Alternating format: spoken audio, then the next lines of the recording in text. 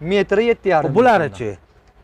Bular tepa past. Bu tepa alohida pasti. yana metrga ketaveradi. Metrga ketaveradi, xudo xolasa.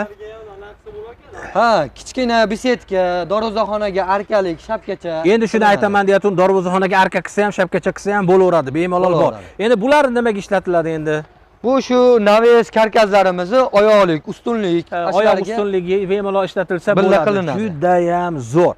Juda ham zo'r. Endi bu yerda aytib o'tdingiz, 6 kishi mehnat qiladi deysiz. Mana bu yerda azizlar ko'rib turibsiz, yaxshi insonlar mehnat qilyapti mana bu yerda.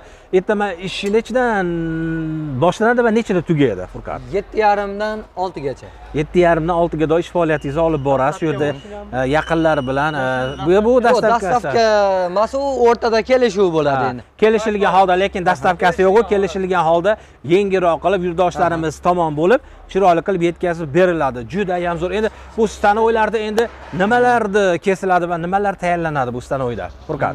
Hozir mana 4x4 ni sayligini yangilik qilib chiqardik. Xo'p. Bu holatida. Ikkita 7likni juplab profil qilgandan buni ham svarka qilmay bez chiqim shunday qo'ysa bo'laveradi ustunlik. Bemalol, ustunlikka juda ham zo'r.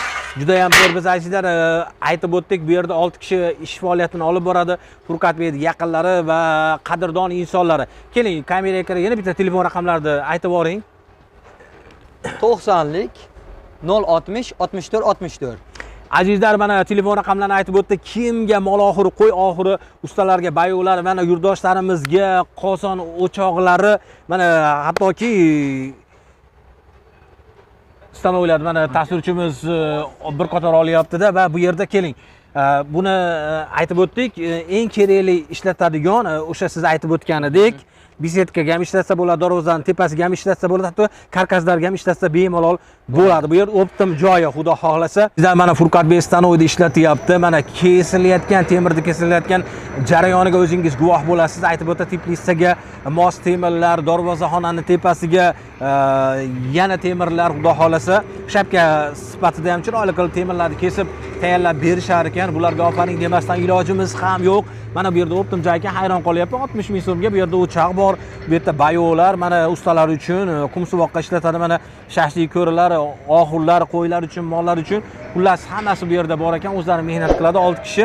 Bularga qoyil qolmasdan ilojimiz yo'q. Faqat ishlariga faqatgina rivojlar tilab qolamiz. Mana ko'rib turibsiz, ancha-munchaga qayriladigan bu yerda temir emas, o'ta ham qalin ekan, juda ham zo'r ekan. Ofaring. Yaxshi kunlar ko'p bo'lsin. Ko'rishamiz. Nodirbek har doimgidek siz bilan birga. Bizning kanalimizga obuna bo'lish esingizdan chiqmasin va doimo bitta like sizdan. Yaxshi kunlar ko'p bo'lsin.